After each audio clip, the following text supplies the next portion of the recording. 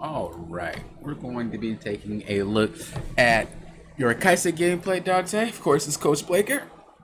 You know who I am. You're my server. Um, so let's go ahead and go through this. The reason I chose this game was because I realized that you had, I believe, 8 kill participation in all, including kills and assists. 8 kill participation, and I feel like for 35 kills, 35, I believe it was 35. 35 or 36. I believe it was 35, but it doesn't really matter. For that many kills, to have only 8 kill participation is really, really lacking, especially as an AD carry. So we're going to be going through this game and we're going to be talking about some of the points to help you become, just a better AD carry and be able to carry your games a lot easier, especially in situations like this one. So, excuse me. So first things first, let's just talk about understanding the matchup. When we understand the matchup, we understand what we need to do to play the matchup. When we're playing Kaisa, realistically our goal is just to farm, right? Realistically our goal is to farm and get our 2 item power spike. We want to get Manamum and we want to get Guinzu's Rage Blade. Once we get those, we're good to go. So that's the main thing that we want to do. Knowing this, knowing that we have Malphite on our as a support too, knowing that he doesn't really do much, doesn't really provide much for us, we have to be really, really careful because we don't really want to go for any plays involving the Malphite until he's level 6. That hit is his power spike, especially because you don't want to kill anything anyway. You want to farm. Having a support that doesn't really do anything till 6 is more of a reason for you not to want to try to force any fights or do anything of that nature. Now we see that there is a Talia and to an Alistar. The difference between these two is that Alistar can choose when to fight and choose when to not fight. Whereas Malphite, if something happens, he can't really do much for you. He can't choose to fight and he can't choose not to fight, Only thing he has is a slow until 6. So be really, really mindful of that when you're playing is that, okay, I just want to farm and that's just pretty much what I want to do. My support has no kill potential. Their support has more kill potential. Our support has no poke potential, so I don't really want to poke. And do your best to really analyze what you're trying to go for in this lane. More often, though, you can't rely on your support. So unless it's like an obvious support where it's like, that's a Leona, they're probably going to go in all the time, you can't expect them to know how to play. So relying on what you want to do, relying on the 100%, all I'm going to do is farm until I get these 2 items, is going to make you a better ADC, not just in a sense of we're getting better at farming, but a stronger ADC when mid-game comes around or any skirmishes that come around, okay? Now, what we want to look at is we do not want to shove the wave unless we are forced to shove the wave, or unless we have a specific idea on why we want to shove the wave. Typically, when we shove the wave, we want to do 1 of 2 things. We want to draw pressure from the jungler, making it so that they don't have to worry about, making it so that our laners don't have to worry about getting ganked. Or we want to shove in to get plates, as well as harass, when you can. Given the type of, champions you are right now, your Kaisa, which doesn't really want to do that, she just wants to farm. You have Malphite, you can't really do anything anyway. Shoving in doesn't really benefit you as much as keeping it here, right? Because if Alistar wants to go in for a fight under your tower, you're going to win that 100% of the time. But what poke do you seriously have over the Talia and an Alistar? Relying on ourselves, of course, as Kaisa. Not much, not much. So we want to try to keep our lane a little bit back here because that way it allows us to be safe, not only from their engage, but also from the jungler.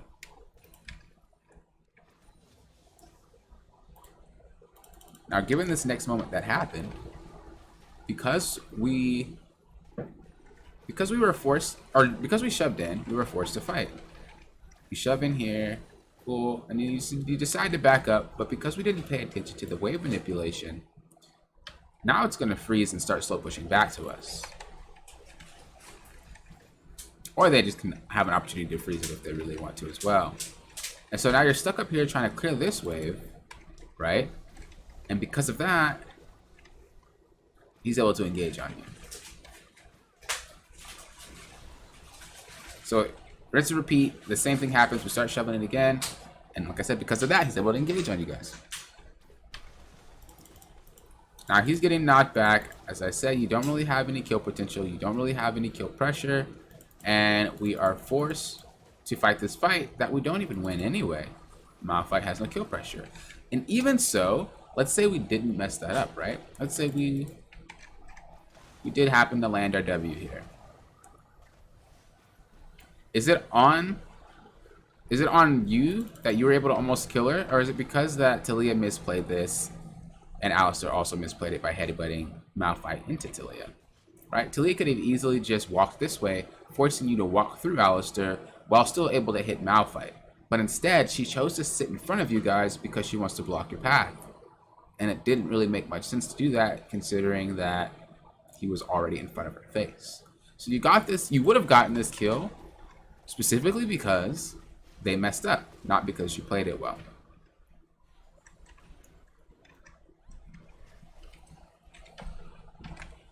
So just make sure that we are not shoving it when we don't have to. That way we are not in a position to mess it up like that. We do not want to permanently shove in, and we do not want to make we want to make sure that we do not end up in a situation where, okay, we're forced to fight even though we're not good at fighting because my support gets caught or because I get caught, okay? Next one is, it was at 654. So this one is, you do not want to waste time with ganks that just won't work. If we look here, remember, we keep in our head, I have no kill potential, and Malphite has no kill pressure until 6. I have no items, I don't have my Gwynsu's, and I do not have my Mana Moon, right? So in that instance, this gank just will not work.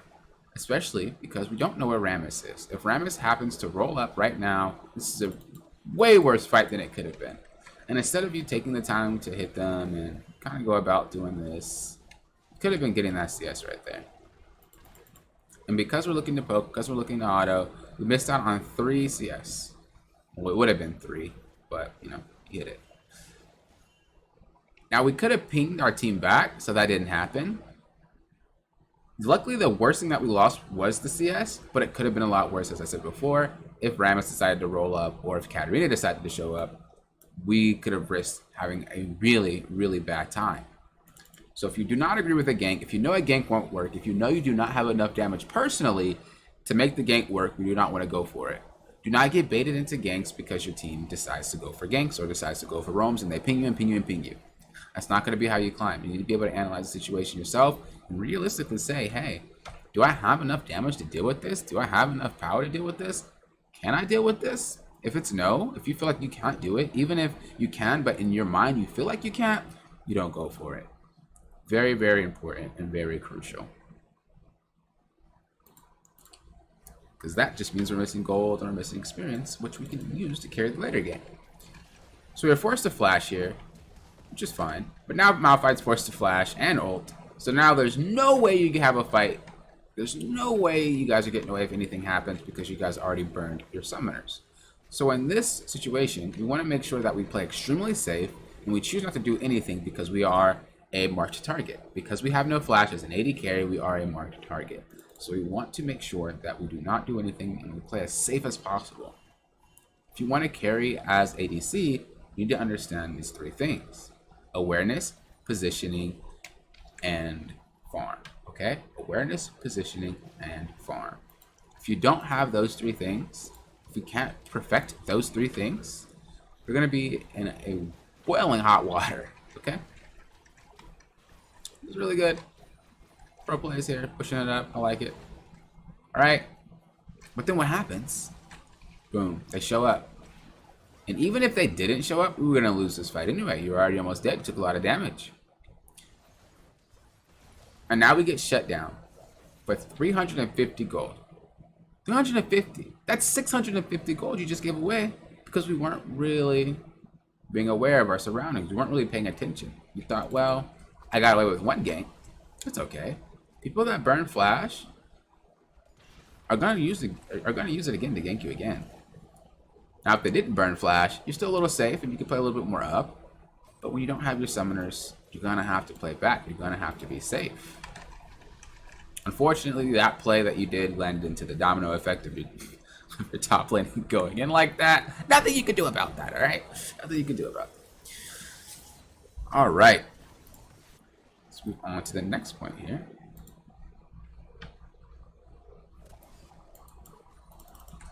Okay.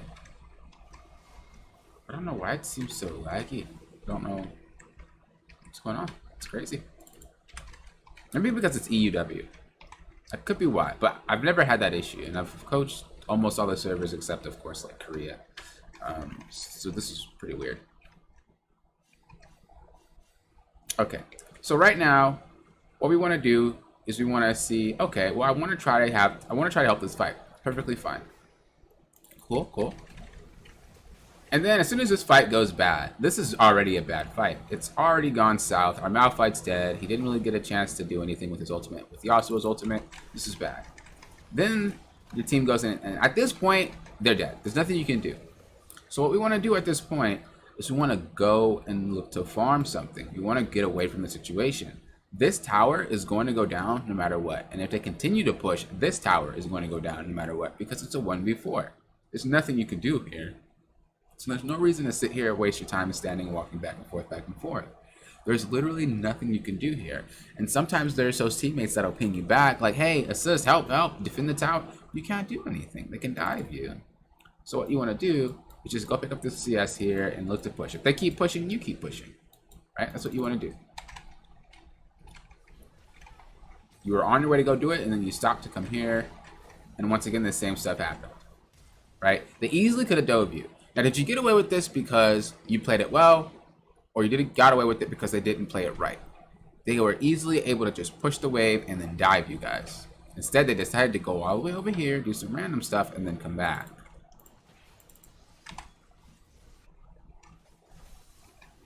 And this is a lot of time we're wasting.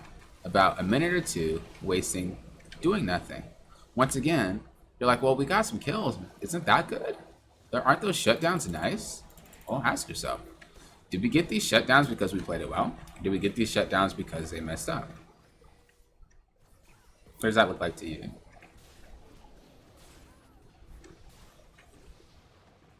One of their Katarinas over here. Fjord gets a free stun. They basically 2v3'd you guys, and they didn't have to. They already killed you. They could have gotten the tower. They didn't get the tower. They overstayed, and then they ended up dying. So because you're in lower elo, that tends to happen. But you don't want to develop those bad habits so that you happen to do the same play where it's like, I can't do anything, but maybe I can make something happen because this guy decides to go in and do something. You have to realistically play it in your head. I cannot do anything. Even if this person goes in, there's nothing I can do. I could die. I can get pounced on. So really understand that before you start looking to help these guys with their fights, because you're wasting a lot of time. You're wasting a lot of farm. You could be getting elsewhere, which is making yourself stronger, which will then have you be able to carry. Right now, we're not really in the carry position. We're just in the I'll help you position. You want to be able to dominate your games, and you don't want to waste time when you could be farming to get to that point to dominate your games, especially as such a nice champ like Kaisa. All right, so 24-29, which is coming up right now. Decided to overstay here. I really don't know why it's lagging like this. I do apologize. It's pretty crazy. It's not really like that bad, honestly, and it might not even pick up on the recording, but okay. So what we notice here now is that we're starting to farm. Why are we starting to farm? Well, beats me. Let's see how much gold we have. 1,800. That's enough, right? Well, you could say, well, I'm trying to farm for the rest of my item. It's 2,300. Right, cool. But imagine if we didn't waste any of the extra time walking around, wasting time with gangs, being overshoved and dying. We would have had that item already. We would have had it. But because we didn't, we're forced to now backtrack. And nothing waits for you. The clock doesn't wait for you. Right? We could be at this point already if we didn't waste time. The clock does not wait. These other 9 players do not wait for you. You have to learn to adapt and be on time yourself. So because we wasted that time, we decided to continue to farm up. We're just like, I got an item. I can get this item before Dragon starts. What happens though? We get caught. And what happens after we get caught? our Rengar decides to die and get caught. So now, the thing that you wanted to play for, you can't even get. Because what do? We wasted our time. And that all stems from that first time we wasted our time, which is right here. The last thing that I want to talk about here is have target priority in team fights and scrims. So let's go back here. Alright, so this fight breaks out. I agree with this fight, nothing's wrong with it. But look how we play the fight. We go in. Now if Rammus rams into somebody, we can assume he used his taunt, but it'll be up to you to pay attention to it. So we realize, oh, he did taunt. We can see it. I don't have to be scared of Rammus. So we can ult behind and start focusing Katarina because we want to pop her. Remember, when we're playing Kaisa or Jhin or Twitch, anything like a burst type of execute, we want to make sure that if we can pop a target that's squishy real fast, we can. So instead of hitting the Rammus here, what we need to do is we need to hit the Kaisa from the start, ult behind the the Katarina from the start, ult behind the Katarina, pop her real quick, and then continue to fight. What we're doing now is we're getting zoned by the tank that can't really do much damage to you. You're doing more damage to him by autoing him. If you're doing more damage to yourself by autoing him than he is actually even doing to you. And then we decide to ult using it defensively rather than offensively. We could have picked up that kill, and we could have made this team fight way better for us. Way better for us. By just focusing the cat first. You see how low she is? And then ulting behind her. Even if you misclicked, you can still ult behind her and continue. You could be like, well, I'm going to be in her ult. You are going to be in her ult. But you have a shield. So we don't always want to use our ultimate as Kaisa defensively. Use it offensively most of the time.